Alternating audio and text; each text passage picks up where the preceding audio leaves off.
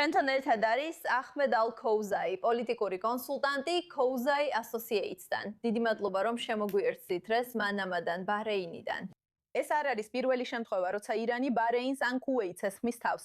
შეიძლება ეს არც ბოლო შემთხვევა იყოს. როგორ პასუხობს ბაჰრეინი ამ თავდასხმებს? ოფიციალური განცხადებების გარდა, რომლითაც ვგმობთ ამ ქმედებებს, ჩვენ არ ვართ კმაყოფილები იმით, რაც ხდება.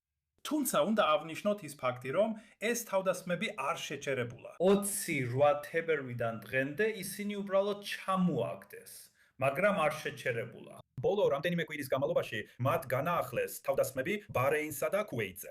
და მას შემდეგ მათ ვერაფერი მნიშვნელოვანი ვერ დააზიანეს. გარდა დღევანდელისა და 2 კვირის წინ მსგავსი სტატუსის მქონე საცხოვრებელი შენობისა. რა უნდა შეიცვალოს აქ, რომ ბაჰრეინმა დაიწყოს უფრო მკაცრი მოქმედებები, ან შეცვალოს ის გზა, რომლითაც ისინი პასუხობენ ირანულ თავდასხმებს? ადვილი სათქმელი არ არის. მთელი რეგიონი, ასევე სპარსეთის ყურის რეგიონიც არასტაბილურია. რამდენიმე ფაქტორის გამო, მათ შორის საერთაშორისო პოზიციის გაურკვევლობის გამო, რაც სპარსეთის ყურეში ირანის წინააღმდეგ ხდება, და რა თქმა უნდა, პირადად მე მემორანდუმითაც კი აღფრთოვანებული არ ვარ. მისი პირობები არარებები არ არის ნათელი. არ არის ნათელი, როგორ შესრულდება ის და რა არის მისი სავალდებულო ნაწილი. რადგან ჩვენ ნახეთ, რომ დარღვევების ხასიათი არ შეცვლილა მემორანდუმის ხელმოწერის დროს და მის შემდეგაც კი. რა სიტყვით ბაჰრეინის ქუჩებში მყოფ ხალხზე, რას ვისმენთ მათგან, რა ნარატივია იქ წარმოდგენილი? ეს სასიამოვნო არ არის. აქ გულწრფელები უნდა ვიყოთ. ხალხი უკმაყოფილოა. ისინი ირანელებითაც უკმაყოფილონი არიან და არსებული მდგომარეობითაც. რა თქმა უნდა, როგორც მსოფლიოს ნებისმიერ მოსახლეობაში, როდესაც დღესდღეობით გაურკვევლობა ეს ხალხს გააბრაზებს. თუმცა ხალხი ვერ ხვდება რა ხდება აქ. ჩვენ გვახსოვს მაგალითად გასული კვირიდან, როდესაც ირანელებმა დაიწყეს თავიანთი ახალი პროპაგანდა და თქვეს, რომ ყურის ქვეყნები ზარალის ანაზღაურებას გადაიხდიან.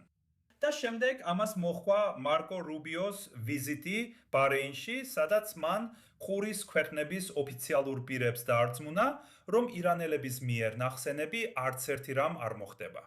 მაგრამ გაურკვევლობის დროს ხალხი არასდროს იქნება ბედნიერი, თუ არ გაიგებს რა ხდება. და მომიტევით ამ ვიზიტის შესახებ, რომელიც აშტშ-ის სახელმწიფო მდივანმა მარკო რუბიომ განახორციელა. როგორც მახსოვს, ეს იყო გასულ პარასკევს. სწორია. ვიზიტი მოჰყვა ურთიერთგაგების მემორანდუმის ხელმოწერას. ეს მოჰყვა ირანელების მხრიდან რეგიონის, არამხოლოდ ყურის ქვეყნების, არამედ ლიბანისა და ისრაელის მიმართულებითაც უწყვეტ თავდასხმებს, ასევე გარანტიებს.